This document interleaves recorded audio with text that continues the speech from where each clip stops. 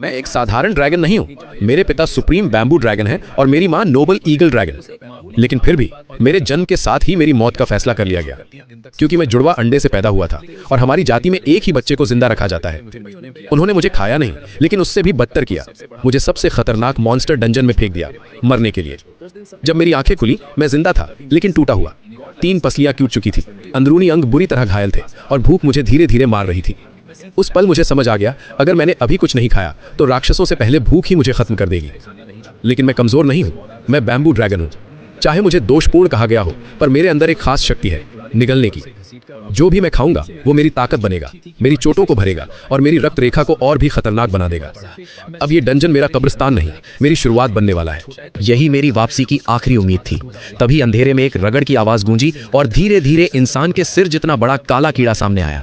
System तो नहीं था, लेकिन मेरी ड्रैगन रक्त रेखा ने तुरंत पहचान लिया, ये एक कोरोसिव बीटल था, लेवल 0 का डीकंपोजर। वो मुझसे बड़ा था, लेकिन मेरे पास कोई विकल्प नहीं था। अगर जिंदा रहना था तो मुझे इसे निगलना ही था। उसके मुझे देखने से पहले ही मैं झपट पड़ा। मैंने उसके कठोर खोल पर नहीं, बल्कि सिर और छाती के बीच के नरम जोड़ पर हमला किया। मेरे कच्चे दांत थे, लेकिन ड्रैगन की ताकत ने उन्हें खंजर बना दिया। जैसे ही मैंने काटा, कीड़ा दर्द से चीखा और बेकाबू होकर तड़पने लगा। उसने पलटकर मेरे नए उगे तराजू तोड़ दिए। मेरी पीठ लहूलुहान हो गई। दर्द असहनीय था, लेकिन मैंने पकड़ नहीं छोड़ी। मेरे पंजे उसके पेट में धंस चुके थे।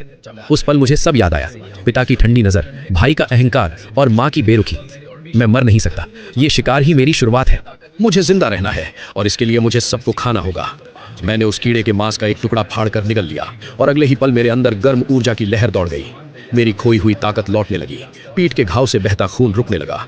जैसे जैसे मैं उसे खाता गया, वो तड़पता रहा, लेकिन कुछ ही पलों में उसका संघर्ष खत्म हो गया।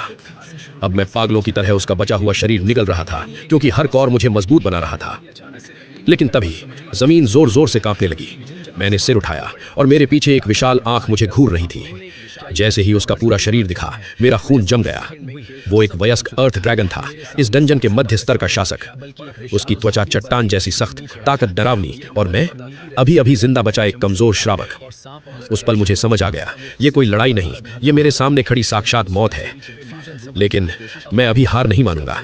सब खत्म हो गया, यही सोचकर मैंने अपनी आंखें बंद कर ली। मुझे यकीन था कि अगला पल मेरी मौत का होगा, लेकिन कुछ हुआ ही नहीं। डरते डरते मैंने एक आंख खोली और जो देखा उसने मुझे हैरान कर दिया। वो विशाल अर्थ ड्रैगन मुझे निगलने के बजाय मेरे पास झुका और मुझे सूंघने लगा। उसकी हर हरकत में हमला नहीं, बल्कि जैसे कोई पहचानने की कोशिश कर रहा हो। फिर उसने अपना सिर पीछे खींचा और धीमी अजीब आवाजें निकालने लगा, जैसे उलझन में हो, जैसे कुछ समझने की कोशिश कर रहा हो। अगले ही पल उसकी कांटेदार जीभ बाहर आई और उसने मुझे खाया नहीं, बल्कि मेरे शरीर से कीड़े का खून साफ करने लगा। मैं स्तब्ध था। कुछ ही सेकंड में उसकी आंखों का भाव बदल गया। अब वहां क्रूरता नहीं, बल्कि स्नेह था। वो धीरे से लेट गया और मुझे अपने पास आने का इशारा करने लगा। तभी मुझे समझ आया, वो मुझे अपना बच्चा समझ रहा है। मेरी उच्च रक्त रेखा की खुशबू ने उसके मातृत्व को जगा दिया था। मैं सोच ही रहा था कि इस नाटक में साथ दूं या नहीं, तभी मेरा पेट जोर से गुर्राया।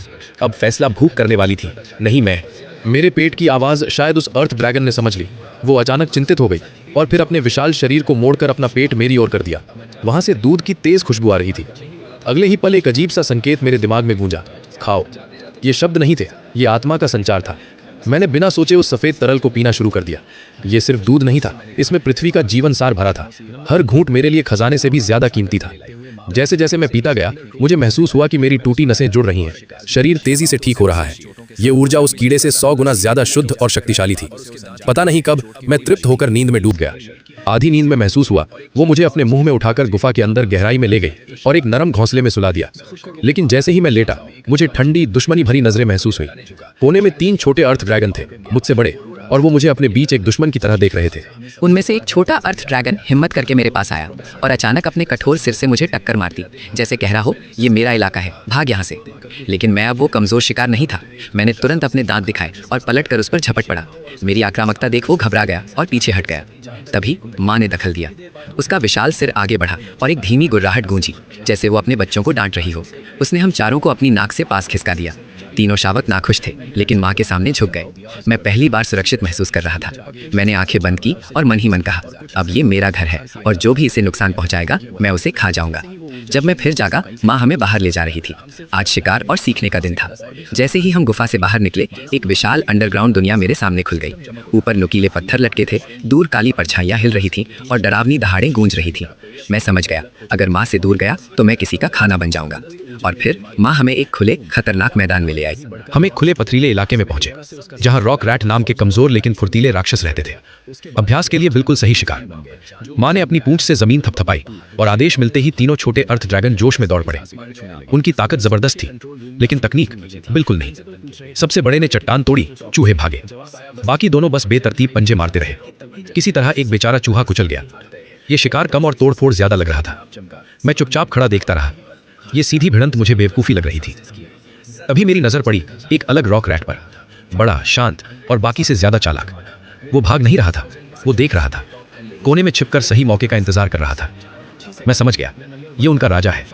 और जैसे ही सबसे बड़ा भाई अपनी पीठ घुमाकर दूसरे चूहे के पीछे भागा, उसी पल वो रॉक रैट किंग हरकत में आ गया। अब असली खेल शुरू होने वाला था। वो रॉक रैट किंग अचानक जमीन से चिपककर बिजली की तरह झाड़ियों की ओर भागा। लेकिन उसी पल मेरी आंखें सिकुड़ गईं। दुनिया जैसे धीमी हो गई।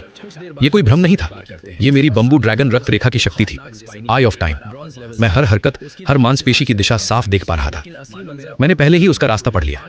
उसके झाड़ियों तक पहुंचने से पहले ही मेरा शरीर उछला और मेरे कच्चे दांत उसकी गर्दन के पीछे रीढ़ पर सटीक धंसे। एक झटका और वो खत्म। पूरा खेल 3 सेकंड से भी कम में। जब मेरे तीनों भाई समझ पाए कि क्या हुआ है, उनकी आंखें फटी रह गई, जैसे पहली बार मुझे देख रहे हो। लेकिन उसी पल माहौल बदल गया। चारों तरफ से जमीन के अंदर से रगड़ने की डरावनी आवाजें आने लगी। माँ की दहाड़ गूंजी। वो तुरंत हमारे सामने ढाल बनकर खड़ी हो गई और अगले ही पल जमीन फट पड़ी।